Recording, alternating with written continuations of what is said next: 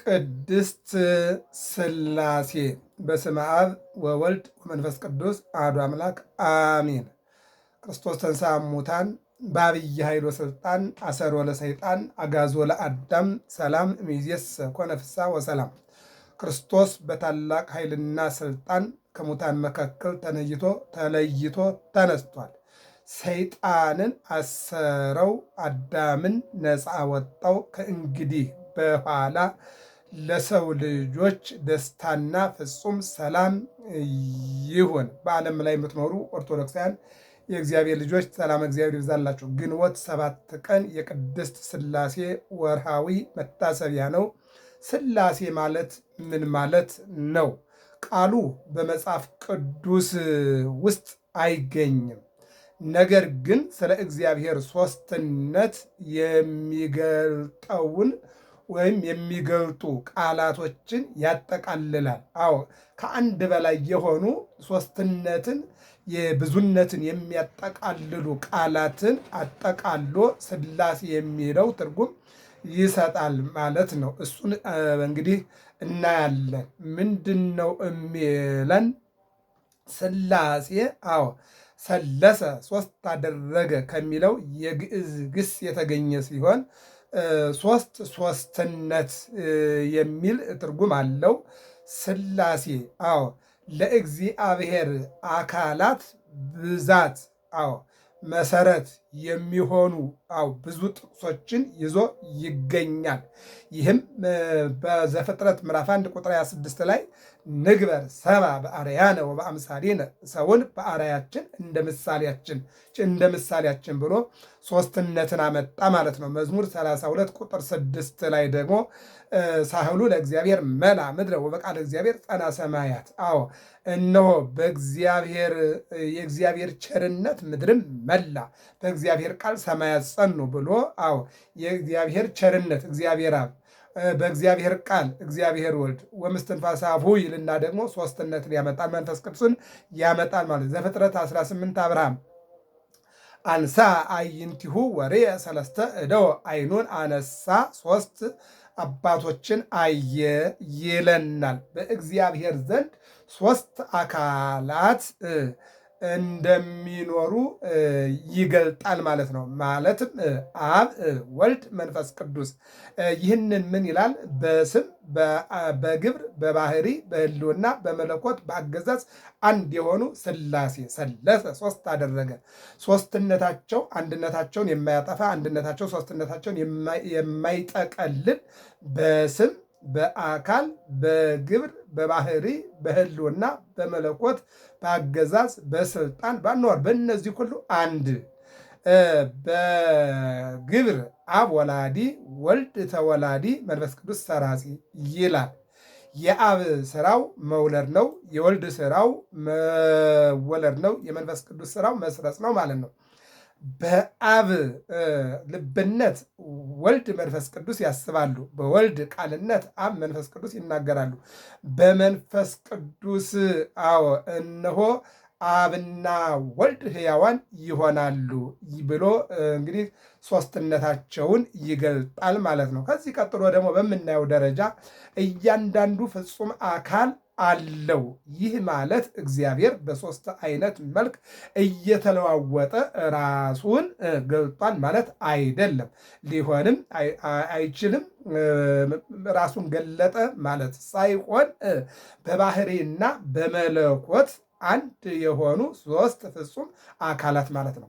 በባህሪና በመለኮት አንድ የሆኑ ፍጹም አካላት ማለት ነው። ይህን ነው የሚገልጠው። ከዚህ ላይ ልናይ የሚገባን ነገር ፍጹም አካላት ማለት ነው ምን ማለት ነው? በባህሪና በመለኮት አንድ የሆኑ ፍጹም አካላት ማለት ነው። አካል ሲባል ሌላ ትርጉም ቢኖረውም ከዚህ ላይ ግን ፍጹም ምሉ ቀዋሚ እኔ ባይ ማለት ነው። ፍጹም ምሉ ቀዋሚ እኔ ባይ ማለት ነው። አዎ እንደውም ኢየሱስ ምን ይላል? ራሱን ከአብ ጋር አስተካከለ፣ ኢየሱስ አባቴ ነው ይል ነበረ ብሎ ባለ ወንጌሉ ይናገራል። ዮሐንስ አደረገ ሶስትነት። አዎ አንድም ሥላሴ ስንት ናቸው? አንድም ሶስትም ናቸው ብለን የምንማማረው ይሄ ነው ማለት ነው። ምን ይላል? ሥላሴ አብ ወልድ መንፈስ ቅዱስ ማለት ሶስት የሶስትነት ቁጥር ይዞ የተገኘ ይልና ሲሆን ዓለምን ካለመኖር ወደ መኖር አምጥቶ የፈጠሩ በዘመናቸው ህልፈት በመንግስታቸው ሽረት የሌለበት ዓለምን ፈጥረው የሚመግቡ እነሱ ዓለሙንና በውስጡ ያለውን ሲያስገኙ አስገኝ የሌላቸው በባህር በየብስ በሰማይ በምድር ምሉ ናቸው ብሎ ምስጢረ ሥላሴ ይተረጉማል። ዓለምን ፈጥረው እንድገመው፣ ዓለምን ፈጥረው የሚመግቡ እና ዓለሙንና በውስጡ ያለውን ሲያስገኙ አስገኝ የሌላቸው በባህር በየብስ በሰማይ በምድር ምሉ ማን? ቅድስት ሥላሴ ወይም ሥላሴ ማለት ነው። በሌላ መልኩ ባህሪያቸውን ባህሪያችን ያመሰግነዋል። የዮሐንስ ወንጌል ምዕራፍ 16:5 ላይ ሥላሴ በስም በግብር በአካል አንድ የሆኑ ሥላሴ ባህሪያቸውን ያመሰግናል ብሎ ያመጣዋል ማለት ነው። ምንድን ነው? በስመ አብ ወወልድ ወመንፈስ ቅዱስ አሐዱ አምላክ በቅድስት ሥላሴ እንዘ አምኅ ወእትማጸን እክህደከ ሰይጣን ብለን ያንን ቃል እግዚአብሔር የምንናገረው ባህሪያቸውን ስለሚያመሰግን ነው። ምን ይላል? በአብ ልብነት ያስባሉ፣ በወልድ ቃልነት ይናገራሉ፣ በመንፈስ ቅዱስ ደግሞ እስትንፋስነት አብና ወልድ ሕያዋን ይሆናሉ። ይሄ የኩነት ስም ይባላል። የአንድነት ስማቸው ይሖዋ ይለዋል እንደውም ማለት ነው። እግዚአብሔር አምላክ ጸባዖት፣ ኤልሻዳይ፣ አዶናይ፣ መለኮት፣ ፈጣሪ፣ መሐሪ የመሳሰለው በነጠላ ግስ የሚነገረው ስም ነው። አብን ወላዲ አስራጺ፣ ወልድን ተወላዲ፣ መንፈስ ቅዱስን ሰራጺ ብለን ሶስቱን አንድ አምላክ እንላለን እንጂ ሶስት አምላክ አንልም። ይህም ሲባል አንድነታቸው ሶስትነታቸውን አይጠቀልለውም፣ ሶስትነታቸው አንድነታቸውን አይለያየውም። በባህሪ በፈቃድ በስልጣን አንድ ናቸው ብሎ ምስጢረ ሥላሴ ይተረጉመዋል። ይሴለሱ በአካላት ወይትዋሃዱ በመለኮት። ይሴለሱ በአካላት በአካል ሶስት ይሆናሉ፣ በመለኮት ደግሞ አንድ ይሆናሉ። እንዘ አሐዱ ሰለስቱ እንዘ ሰለስቱ አሐዱ። ሶስት ሲሆኑ አንድ ሲሆኑ ሶስት። ሃይማኖተ አበው ይህን ይናገራል። አንሰ ሶበ እቤ እግዚአብሔር እብል በእንተ አብ ወወልድ ወመንፈስ ቅዱስ። ሃይማኖተ አበው ከዚህ በተረፈ ከመጽሐፍ ተመልክቶ ከመምህር ተረድቶ ምስጢረ ሥላሴን በጥንቃቄ መረዳት ይገባል። ምክንያቱም ሥላሴ ከሶስትነታቸው ከአንድነታቸው በተጨማሪ ጎልቶ የሚነገርላቸውና የሚተረክላቸው ታሪክ አለ። ምንድን ነው እሱ? የአንድነት ሶስትነትን አለማጥፋት፣ የሶስትነት አንድነትን አለመጠቅለል፣ ይልቁንም ደግሞ ለእግዚአብሔር አንድነትና ሶስትነት እንዳለው የምናይበት አስተምሮ ምስጢረ ሥላሴ ይባላል። ምስጢር ማለት የማይመረመር ብዙ ሰው ደግሞ ሊያውቀውና ሊገባው የማይችል ረቂቅ የሆነ ነገር ነው። ምስጢረ ሥላሴ፣ ምስጢረ ጥምቀት፣ ምስጢረ ሥጋዌ፣ ምስጢረ ትንሣኤ ሙታን፣ ምስጢረ ተክሊል እያለ በቤተክርስቲያናችን 7 ምስጢሮችን ምስጢር እያለ ይናገራል። ለምን? በሚታዩት የማይታየው ነገር። ለምሳሌ እንደ አንዱን ብንወስድም ጥምቀትን ብንወስድ የሚታይ ውሃ በሚታይ ሕፃናት ላይ ሲፈስ እናያለን። አዎ ውሃው የሚለወጥበት ምስጢር ይባላል ቃለ እግዚአብሔሩ። ለምሳሌ ጥምቀት አለ፣ ሜሮን አለ፣ ሥጋው ደግሞ አለ። አዎ ሕፃኑ ግልጽ ሆኖ ነው የቀረበው። ካህኑ ግልጽ ነው ይታያል።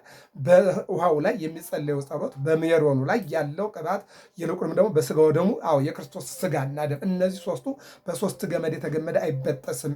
አንድ ሆነን ከእናት ከአባት ከእናትና ከአባት እነሆ ተወልደን በሥጋ እንደምንገኝ ከሶስት ደግሞ ከአብ ከወልድ ከመንፈስ ቅዱስ በማኅፀነ ዮርዳኖስ በአብራ ከመንፈስ ቅዱስ በጥምቀት በሜሮን በሥጋው ደግሞ ተወልደን ደግሞ የእግዚአብሔር ልጆች እንሆናለን ማለት ነው። ቅድስት ሥላሴ የሚል ደግሞ አለ። ለምሳሌ ቅድስት ማለት የሴት ነው። ግን ወንድና ሴት አንድ ላይ እየኖሩ ጽንሰት የሚፈጠረው በሴት ማኅፀን ነው አይደለ? ስለዚህ ንግበር ሰብአ